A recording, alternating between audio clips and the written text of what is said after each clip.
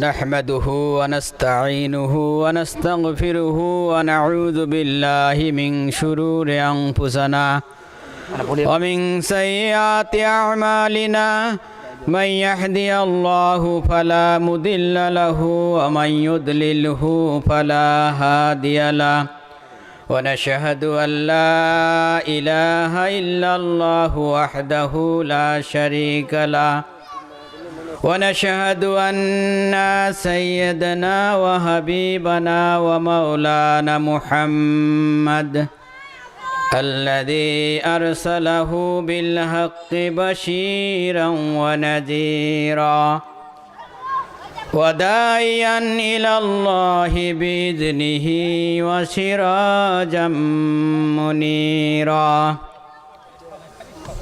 فقد قال الله تعالى في شان حبيبه ونبينا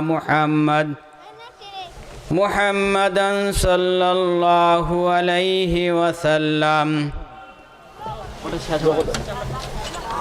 وقال الله تعالى في كلامه المزيد وفرقانه الحميد أعوذ بالله من الشيطان الرجيم بسم الله الرحمن الرحيم إن الله وملائكته يصلون على النبي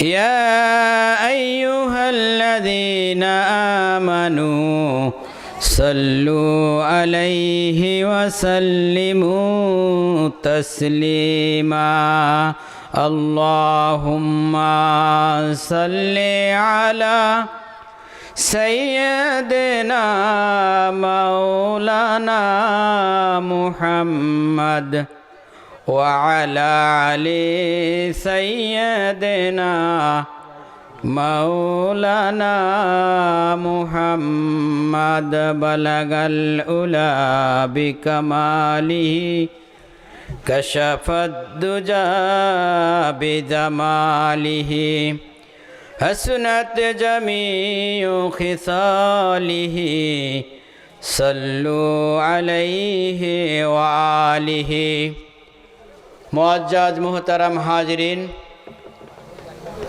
প্রিয় ওলামায়ে কেরাম, এলাকার সর্বস্তরের তৌহিদি মুসলমান ভাই ও বোনেরা, মুরব্বিয়ানে কেরাম, বাবাজিরা, মাহফিল আয়োজক কমিটিবৃন্দ এবং সর্বস্তরের মুসলমান ভাইয়েরা, আমরা সর্বপ্রথম সেই মহান আল্লাহ রাব্বুল আলামিনের শুকরিয়া আদায় করি যে মহান আল্লাহ তাআলার অশেষ মেহেরবানিতে কনকনে শীতের ঠান্ডা রাতে পৃথিবীর সকল প্রকার ব্যস্ততা দূরে রেখে শুধুমাত্র আল্লাহ তাআলা এবং তার রাসূলকে পাওয়ার উদ্দেশ্যে আল্লাহ রাব্বুল আলামিন আমাদেরকে এই বেহেশতের বাগানে উপস্থিত হওয়ার তৌফিক দিলেন। এজন্য শুকরিয়া আদায় করি, সকলে পড়ি আলহামদুলিল্লাহ। আলহামদুলিল্লাহ। প্রিয় ভাইরা, আমরা যদি লক্ষ্য করি এই মুহূর্তে এই আমাদের পৃথিবীতে অসংখ্য মানুষ আছেন যারা হাসপাতালের বেডে জীবন মরণ সমস্যা নিয়ে, মহা অসুখ বিসুখ নিয়ে হাসপাতালের বেডে কাতরাচ্ছেন। আবার যদি চিন্তা করি অসংখ্য মানুষ যারা বিচারে বিনা বিচারে কারাগারে, এই কঠোর শীতে কারাগারে জীবনযাপন করতেছেন। আবার যদি চিন্তা করি অসংখ্য মানুষ এমনিতেই বেহুদা কোনো কাজ ছাড়াই অনাহতভাবে এমনিতেই তারা বিভিন্ন প্রকার কাজে লিপ্ত আছেন, যেগুলি দ্বারা না দুনিয়া এবং না আখিরাত কোনো কাজে আসবে। আবার অসংখ্য মানুষ এই মুহূর্তে এই মাহফিলের আওয়াজ শোনার পরেও হাটে বাজারে গল্প গুজব আড্ডাখানায় মত্ত হয়ে আছেন। আবার কিছু মানুষ এই টিভির পর্দার সামনে দুনিয়ার অশ্লীলতায় ভরপুর হয়ে আছেন। আবার যদি বলি অসংখ্য মানুষ বর্তমান আধুনিক যুগের এক ধরনের উপকার, আর একদিকে চিন্তা করলে ফিতনা, মোবাইল ফোন নিয়ে ব্যস্ত আছেন। এতগুলি সমস্যা থাকা সত্ত্বেও আল্লাহ রাব্বুল আলামিন আমাদেরকে বাছাই করে এই বেহেশতের বাগান, আমরা যে জায়গায় এখন বসে আছি, এই জায়গাটি এখনকার এই এলাকার মসজিদ এবং মাদ্রাসা বাদ দিলে সর্বশ্রেষ্ঠ জায়গা। এই জায়গাটি কিছুক্ষণ আগে ছিল একটি জমি, একটি মাঠ, এখন এটা হয়ে গেছে একটি বেহেশতের বাগান। এখানে জান্নাতের সওদা বিক্রি করা হচ্ছে। মুসলমানরা আজকে আমরা না বোঝার কারণে এই সওদা ক্রয় করার জন্য যখন মুসলমানদের অস্থির হয়ে যাওয়ার কথা ছিল, তখন হায়রে মুসলমান এটি আওয়াজ শোনার পরেও এই যাই এই যাব, একটু পরে যাব, যাচ্ছি করে বেহুদা দুনিয়ায় সময় নষ্ট করতেছে। আল্লাহ রাব্বুল আলামিন আমাদেরকে পৃথিবীতে সৃষ্টি করেছেন মানুষ হিসাবে। এই মানুষ সৃষ্টি করার পূর্বে আল্লাহ রাব্বুল আলামিন তার সভাসদ ফেরেশতা মণ্ডলীর সামনে প্রস্তাব পেশ করছিলেন। সেই প্রস্তাবটি সূরা বাকারায় আল্লাহ তাআলা কোট করে দিয়েছেন। আল্লাহ রাব্বুল আলামিন বলেছেন, বিসমিল্লাহির রহমানির রহিম। আল্লাহ রাব্বুল আলামিন বলেছেন ফেরেশতাদের উদ্দেশ্যে, আল্লাহ রাব্বুল আলামিন বলেছেন, ইন্নী যাইলুন ফিল আরদি খলিফা। আল্লাহ তার ফেরেশতাদেরকে বলছিলেন যে আমি আমার এই পৃথিবীতে আমার প্রতিনিধি প্রেরণ করতে চাই, মানে মানুষ সৃষ্টি করতে চাই। এই কথা শোনার পরে ফেরেশতারা যে জবাব দিয়েছিলেন সেটিও তারপরে বলা হয়েছে। ফেরেশতারা বলেছিলেন, ক্বালু আতাজআলু ফিহা মান ইউফসিদু ফিহা ওয়া ইয়াসফিকুদ দিমাআ ওয়া নাহনু নুসাব্বিহু বিহামদিকা ওয়া নুকাদ্দিসু লাক ক্বালা ইন্নী আ'লামু মা লা তা'লামুন। সুবহানাল্লাহ। ফেরেশতারা এই কথা শোনার পরে বললেন যে হে আমাদের রব, আপনি যে মানুষকে সৃষ্টি করতে চান, আপনার খলিফাদেরকে বানাতে চান, তারা তো পৃথিবীতে গিয়ে ফিতনা ফাসাদ করবে। ক্বালু আতাজআলু ফিহা মান ইউফসিদু ফিহা, পৃথিবীতে তাদেরকে পাঠানোর পর তারা সেখানে ঝগড়া ফাসাদ, ফিতনা ফাসাদ করবে। এটা কি এখন হচ্ছে কি না? পৃথিবীতে ফিতনা ফাসাদ হচ্ছে, ঝগড়া ফাসাদ হচ্ছে। এটা কিন্তু ফেরেশতারা বলছিলেন। ওয়া ইয়াসফিকুদ দিমা, সেখানে তারা রক্তপাত করবে, মারামারি কাটাকাটি করবে, একজন আরেকজনকে মেরে ফেলবে। এটাই কিন্তু পৃথিবীতে এখন হচ্ছে। এই কথাটা মানুষ আমাদেরকে সৃষ্টি করার পূর্বে ফেরেশতারা আল্লাহ রাব্বুল আলামিনকে এই কথাটাই বলছিলেন। ওয়া নাহনু নুসাব্বিহু বিহামদিকা ওয়া নুকাদ্দিসু লাক, হে আল্লাহ আপনার তো বরত্ব করা দরকার, আপনার তাসবিহ তাহলিল করা দরকার, এটা তো আমরাই করতেছি। ওয়া নাহনু নুসাব্বিহু বিহামদিকা ওয়া নুকাদ্দিসু লাক, আমরাই তো তোমার তাসবিহ তাহলিল পড়তেছি, তোমার গুণগান গাইতেছি, তাহলে মানুষ সৃষ্টি করার কি দরকার? আল্লাহ রাব্বুল আলামিন তখন তাদেরকে বলছিলেন, আল্লাহ বলছিলেন, ইন্নী আ'লামু মা লা তা'লামুন, হে ফেরেশতারা তোমরা শুনে রাখো, আমি যেটা জানি তোমরা সেটা জানো না। এখন আপনারা আসেন, এই যে কথাগুলি ফেরেশতারা আল্লাহ রাব্বুল আলামিনকে চ্যালেঞ্জ করে বলছিলেন, সেই ঘটনাগুলি কি এখন পৃথিবীতে ঘটতেছে না? ঘটতেছে। তাহলে এখন ফেরেশতাদের কথা সঠিক না আল্লাহর কথা সঠিক? এখন আল্লাহ রাব্বুল আলামিন, আপনারা বলতে পারেন যে আল্লাহ তো নিজেই স্বয়ং সম্পূর্ণ, তাকে তো কোনো বিষয়ে পরামর্শ করতে হয় না। আল্লাহ রাব্বুল আলামিনের এখানে তার যে নীতি সেটি তিনি এইভাবে ব্যাখ্যা করেছেন যে এই ফেরেশতাদেরকে সাক্ষী রেখেই আল্লাহ রাব্বুল আলামিন আমাদেরকে সৃষ্টি করেছেন। অর্থাৎ এই পৃথিবীতে এমন কিছু মানুষ আসবে যেই মানুষগুলির আমল, তাদের চরিত্র, তাদের স্বভাব, তাদের মেলামেশা, দুনিয়ায় জীবনযাপন এত পুত পবিত্র হবে যেগুলি ওই ফেরেশতারা যারা তাসবিহ তাহলিল পড়ে সারাক্ষণ তাদের চেয়ে অনেক অনেক অনেক উন্নত হয়ে যাবে। আল্লাহ সাক্ষী রাখার জন্য ফেরেশতাদেরকে এটা বলছিলেন। কিন্তু এখন আমি যদি এইটা আমার জীবনের সাথে মিলাই, এখন আপনাকে বলা হচ্ছে যে এই এলাকায় মাইকিং করা হয়েছে, এখানে বড় বড় মাওলানা আলেম ওলামারা আপনাদের সামনে কোরআন হাদিসের বক্তব্য পেশ করবেন আপনাদের হেদায়েতের উদ্দেশ্যে। এই সময় আপনাদের উচিত হচ্ছে সমস্ত কাজকর্ম ফেলে এই বেহেশতের বাগানে দলে দলে ছুটে আসা। যদি আপনি বুঝতেন আপনাকে কী জন্য আল্লাহ রাব্বুল আলামিন ফেরেশতাদের সামনে এই চ্যালেঞ্জ গ্রহণ করে আপনাকে সৃষ্টি করলেন। আল্লাহর এই বিধান পৃথিবীতে বাস্তবায়ন করার জন্য মানুষ ছাড়া কোনো কিছু নাই। আল্লাহ রাব্বুল আলামিন যখন অনেক নবী এবং রাসূলদেরকে পৃথিবীতে পাঠিয়েছিলেন, আমাদের নবীজিকে যখন পৃথিবীতে পাঠালেন নবুয়তি দায়িত্ব দেওয়ার জন্য, তখন তাকে নানান প্রকার প্রশ্ন করা হয়েছিল।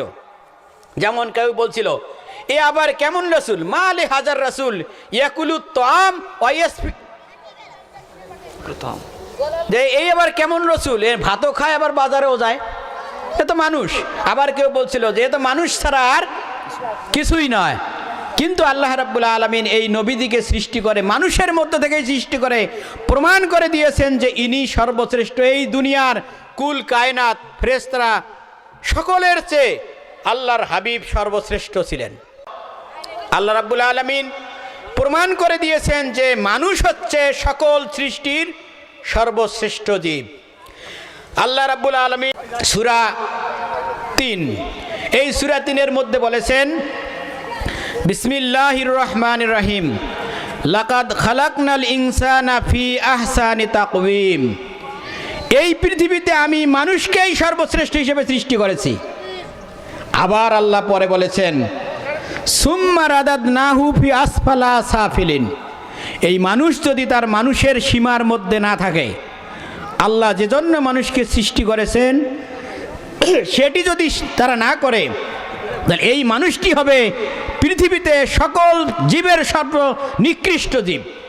দেখেন, এখন আসেন, এই দুনিয়াতে যে মানুষ, যে জীব আল্লাহ রাব্বুল আলামিন সৃষ্টি করেছেন, ধরেন একটা জিনিস, ধরেন আমাদের বাড়ির আশেপাশে আছে কুকুর, এটাও তো একটা জীব।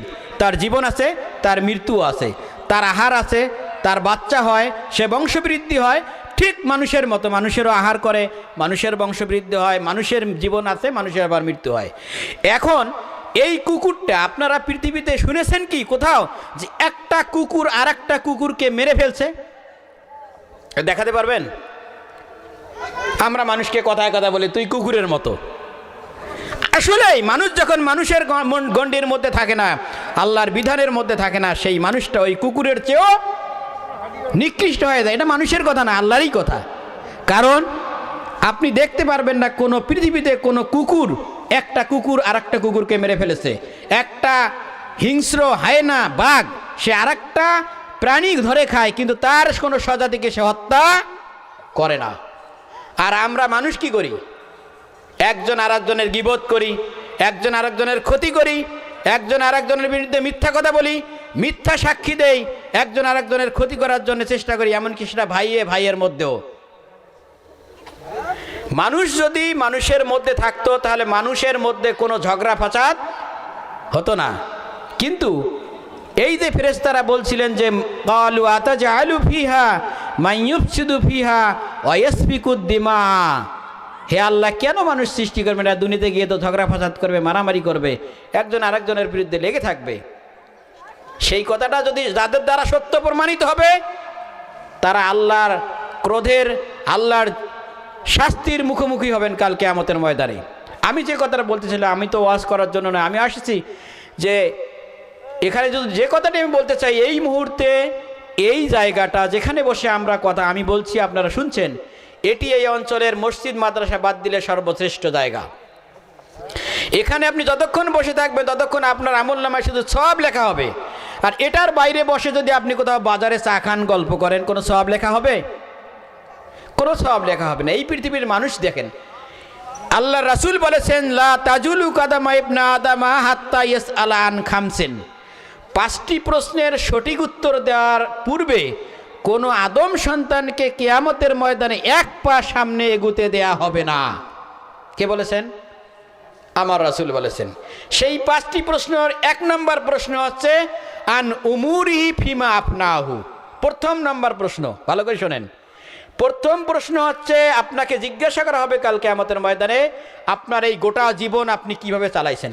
আপনি হয়তো মনে করতে পারছেন যে আমি কিছুক্ষণ বসে বেহুদা কথাবার্তা বললাম, মানুষের গীবত করলাম, তাস খেললাম, লুডু খেললাম, গাঁজা খাইলাম, মদ খেলাম, আর এটার হিসাব আল্লাহ নেবে না। প্রত্যেকটা মিনিট, প্রত্যেকটা সেকেন্ড, প্রত্যেকটা মুহূর্তের হিসাব কাল কিয়ামতে আল্লাহর কাছে দিতে হবে। কি করেছেন? এখন কিছু কিছু মানুষ আছে যারা এই মুহূর্তে যদি আমরা চিন্তা করি তাহলে দেখব কিছু মানুষ আছেন এই দুনিয়ার যে সময়টুকু সে পায় সে চিন্তা করে যে আমার এই সময়টা আমি কিভাবে ভালো কাজে লাগাবো, কোন কাজটা করলে আমার প্রত্যেকটা কাজে আমার আমলনামায় সওয়াব লেখা হবে। আপনি ধরুন ব্যবসা করেন, আপনি এই ব্যবসা যদি ভালো করে করেন, শরিয়া সম্মতভাবে করতে পারেন, এই ব্যবসায় সওয়াব পাবেন কি না? সওয়াব পাবেন না? সওয়াব পাবেন। আবার ওই ব্যবসাটার মধ্যে যদি আপনি ভেজাল দেন, ওজনে কম দেন, খারাপ জিনিস ভালো জিনিস বলে চালিয়ে দেন, তাহলে আপনার কি হবে? ওই ব্যবসাটার মধ্যে গোনা হয়ে যাবে। ওই একই ইনকাম, আপনি ব্যবসা করতেছেন, আমি ব্যবসা করতেছি পাশে, আপনি মানুষকে ঠকান, ওজনে কম দেন, ভালো জিনিসের সাথে খারাপ জিনিস ভেজাল মিশ্রিত করেন, আর আমি ওজনে আর একজন সঠিক ওজন করে ভালো কথা বলে, যেটি আছে তার সেটা যদি 2 নম্বর হয় 2 নম্বর বলেই বিক্রি করে, ভালো মন্দ বিশাল করে না। এই দুই ব্যক্তির সম্পর্কে বলা হয়েছে আত-তাজিরুল আমিনুস সুদুকু মা শুহাদাই ওয়াস সালিহিনা, যে সৎ ব্যবসায়ী তাদের হাসর নাসর হবে নবী, ওলি, সিদ্দিক, শুহাদাদের সাথে। আর খারাপ যারা ব্যবসা করবে তাদের কি হবে?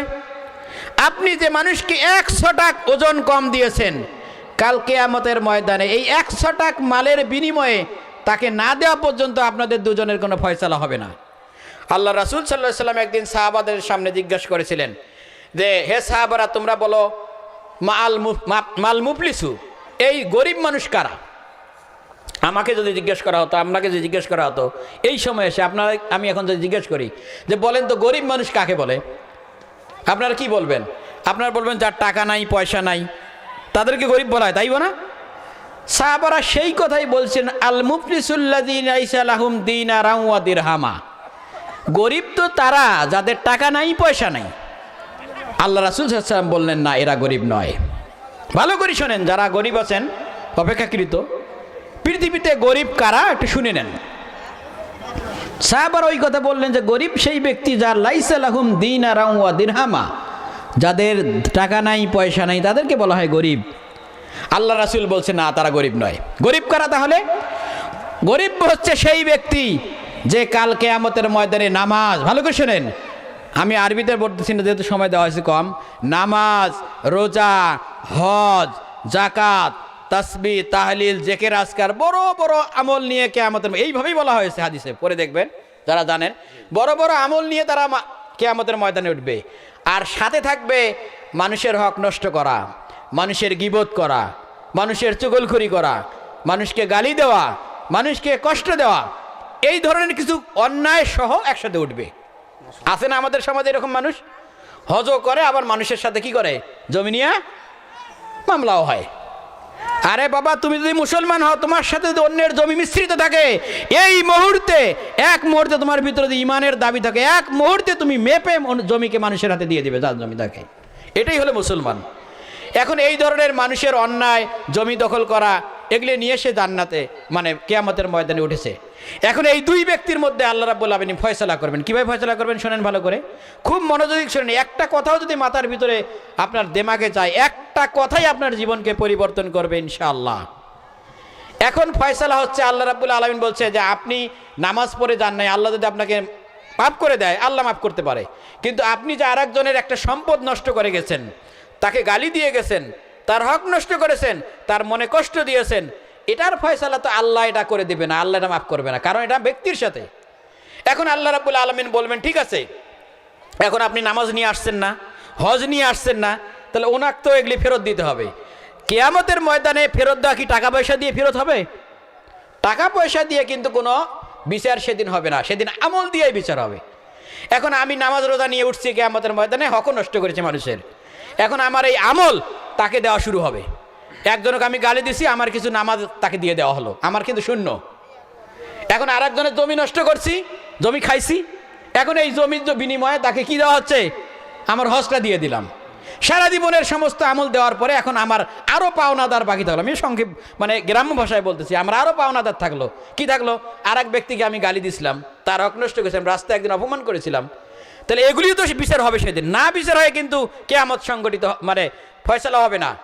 এখন আমার তো আমল যা করছিলাম সব শেষ, নামাজ গেল, হজ গেল, জিকির আজকার গেল, সব গেল, দান সদকা গেল, আর তো কিছুই নাই। কিন্তু আমাদের পাওনাদার কিন্তু এখনো থাকলো।